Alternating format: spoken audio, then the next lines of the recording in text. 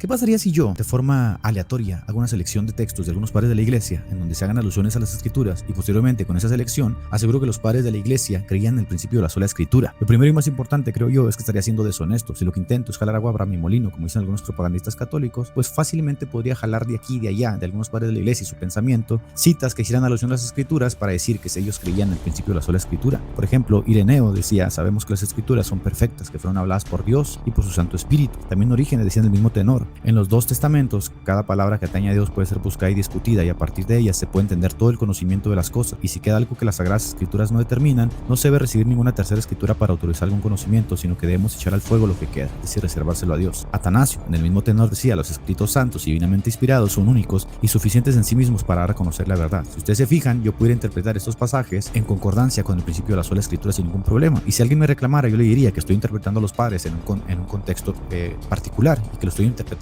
correctamente. Y como estas citas, hay infinidad de citas que bien pueden utilizarse para establecer un principio, y con todo, por lo menos yo creo que se cometerían algunos errores. Por ejemplo, se cometería el error anacrónico, un anacronismo, puesto que el principio metodológico de la sola escritura nace de un enfoque particular que inicia con la Reforma Protestante, y si bien los reformadores protestantes se valieron de todo el cuerpo teológico que les antecedía, el principio, como afirman los eruditos modernos, es moderno, así como lo es el cuadrilátero metodista de Juan Wesley o el tipo anglicano. Es decir, es moderno, y cualquier enfoque o metodología moderna que se utilice para el acercamiento al texto, pues hay que decir que son modernos. O sea, no hay nada de malo en aceptarlo. Lo segundo es que estaría incorporando a mi tesis elementos fuera de su contexto, pues el que tenga algunos padres hablando a favor de las escrituras y de su suficiencia, pues con todo no significa que en la mente de los padres estén pensando el principio de la sola escritura. Por tanto, cuando leo a los padres y veo alusiones a las escrituras, lo más honesto y objetivo de mi parte sería enmarcarlas dentro del contexto que los padres escriben, y no tratar de incorporar de forma anacrónica pasajes fuera de contexto, mutilando o tratando de hacerlos que concuerden con mi visión. Y por último, creo que no tengo que buscar aprobación de los padres para cada cuestión menor de la fe y la experiencia cristiana, pues como dice Vicente de Leris, el consenso solo es relevante tocante a la regla de fe, al credo, y si la iglesia o los cristianos creen pertinente usar ciertos enfoques, metodologías para su quehacer teológico, pues eso que es discreción de cada ellos, como diría Pablo, que no hay ningún sabio entre vosotros que pueda ir invente estas cosas tan tribales. Aceptando eso, yo me pregunto: ¿por qué los católicos si son tan deshonestos? ¿Por qué los propagandistas católicos si son tan deshonestos y lo hacen? Es decir, no les importa mutilar, descontextualizar, cometer anacronismos, leer de forma sesgada y burlarse de la inteligencia de los demás, como citan a los padres de la iglesia.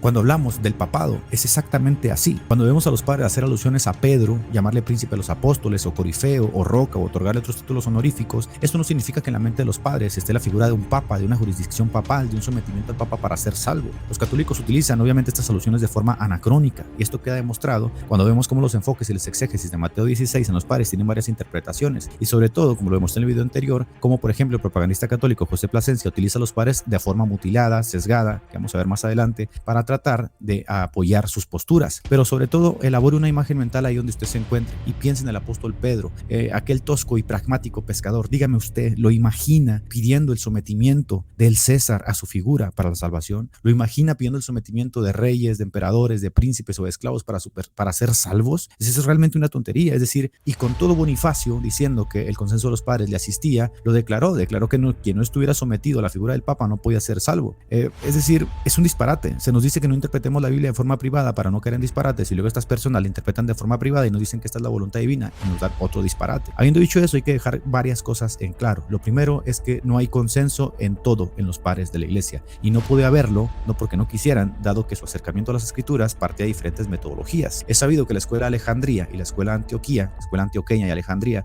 rivalizaban en su acercamiento al texto porque utilizaban diferentes metodologías. Mientras una era alegórica, la otra era literal histórica. Por ello, la síntesis de Agustín, que es la base de la interpretación medieval, es tan importante, porque esta síntesis buscaba ante todo la unidad en lo elemental, no la unidad en cada disparate o en cada cuestión menor que se le ocurría a los padres, no en lo secundario. Y la frase de Agustín es muy pertinente porque dice en lo elemental unidad, lo secundario libertad, porque no podía haber unidad en todo si te acercabas de una forma diferente al texto. Así que esto elemental era básicamente lo que estaba en consonancia con la regla de fe, como decía Vicente de Lerins, con el credo. Así que decir que los padres estaban de acuerdo en todo es una mentira, no es cierto. En las cuestiones secundarias, es decir, aquellas que no eran tocantes a la regla de fe o al credo, al elemental para la salvación, Agustín propuso interpretar la Biblia o acercarse a ella utilizando el método literal, el método alegórico, el moral, el tropológico y el anagógico. Y de hecho, los eruditos católicos también utilizan diferentes métodos para su acercamiento. No hay nada de malo en ello, y en cuestiones como estas puede haber obviamente simplemente libertad sin que haya división. Teniendo esto en cuenta, debemos entender que sobre la exégesis de Mateo 16 existieron en el torrente de la iglesia, sobre todo en el pensamiento de los padres, 4 enfoques que corrieron libremente sin ser mutuamente excluyentes. Estos 4 enfoques eran un exégesis de Mateo 16 que tiene que ver sobre el texto de donde Jesús le dice a Pedro que sobre esta roca edificará la iglesia. Sabiendo que los padres orientales y los padres latinos tenían un acercamiento metodológico distinto a las escrituras, era normal que sus conclusiones fueran en el tenor de sus metodologías. Por ejemplo, existió el enfoque tipológico que argumentaba que cada persona que confesaba a Jesús como el Cristo, él se convertía en una roca sobre la cual se edificaba la iglesia. Este enfoque arranca con Orígenes, que dice: y si nosotros también hemos dicho como Pedro, tú eres el Cristo, el Hijo del Dios viviente, nos convertimos en Pedro, y a nosotros se nos podría decir por la palabra, tú eres Pedro.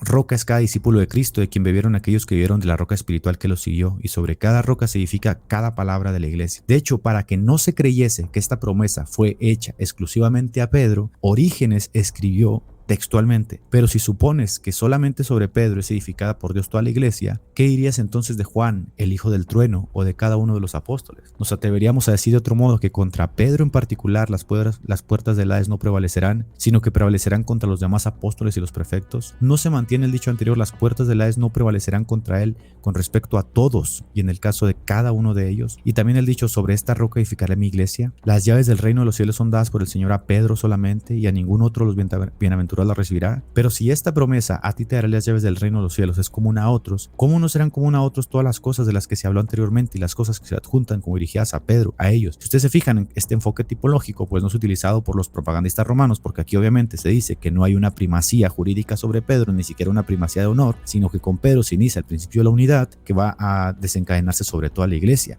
A este pensamiento también se suma Ambrosio de Milán, que de forma tipológica insta a sus oyentes a esforzarse por ser también la roca, confesando a Cristo como lo hizo Pedro, y dice textualmente: por tanto, buscad la roca no fuera de vosotros, sino dentro de vosotros. Tu acción es tu roca, tu mente es tu roca, vuestra casa está edificada sobre esta roca, vuestra fe es una roca, y la fe es el fundamento de la iglesia. Si vas a ser una roca, estarás en la iglesia, porque la iglesia está sobre una roca. Roma asegura que por cuanto la escritura es oscura y no se interpreta a sí misma, es necesario tener un intérprete autorizado o infalible que pueda interpretarla privadamente para darnos su significado. Algo irónico, ¿no? Pues deben interpretar la escritura ellos de forma privada para darnos significado, con la diferencia de que nos piden creer que a ellos los asiste el Espíritu para hacerlo y que a nadie más, por lo que ellos no pueden errar en su veredicto privado y hemos de someternos a ellos. Roma insiste en que solo ellos saben entender a los padres, solo ellos saben entender las escrituras, solo ellos pueden dar un veredicto justo, sano de las escrituras, y solo ellos deben de tener ese privilegio. Después de este enfoque tipológico, tenemos el enfoque oriental, que es el que predominó en la iglesia hasta el siglo V, hasta el siglo IV y V, y en el cual hay mayoría en el pensamiento de los padres y hay consenso en la mayoría del pensamiento de los padres, y es aquel enfoque que insiste que la iglesia está construida sobre la confesión de Pedro de que Jesús es el Cristo. Empecemos por ejemplo con Dídimo el ciego, que hizo de hecho la conexión entre el primer concilio de Nicea y la confesión de Pedro, diciendo: Pedro creyó que Cristo era el Hijo de Dios, uno mismo con el Padre, y sobre esa roca de su confesión fue edificada la iglesia que las puertas del Hades, es decir, los argumentos de los herejes, no pueden destruir. Si ustedes se fijan, esta visión de Dídimo está en concordancia con lo que decía Vicente de Lérins, que el consenso de los padres debe ser interpretado, debe ser utilizado para interpretar correctamente el credo, la regla de fe. Por lo tanto, al ligarlo con el concilio de Nicea, lo que está haciendo Dídimo el ciego es decir, se utilizó bien el consenso de los padres, porque al utilizar correctamente el consenso de los padres se demostró que las puertas del Hades no podrán prevalecer, y las puertas del Hades eran los herejes, los argumentos heréticos que tenían que ver con la cristología. Luego dice Teodoro de Mopsuestia, en el siglo IV: ser la roca no es propiedad exclusiva de Pedro. ¿Por qué los propagandistas católicos no utilizan estos textos, no? Sino de cada ser humano que lo confiese. Cuando Jesús dijo que sobre esta roca edificaré mi iglesia, esto significa sobre la misma confesión y fe de Pedro. Crisóstomo lo interpretó exactamente igual: tú eres Pedro, y sobre esta roca edificaré mi iglesia, es decir, sobre la fe de tu confesión. Aquí no dice que la iglesia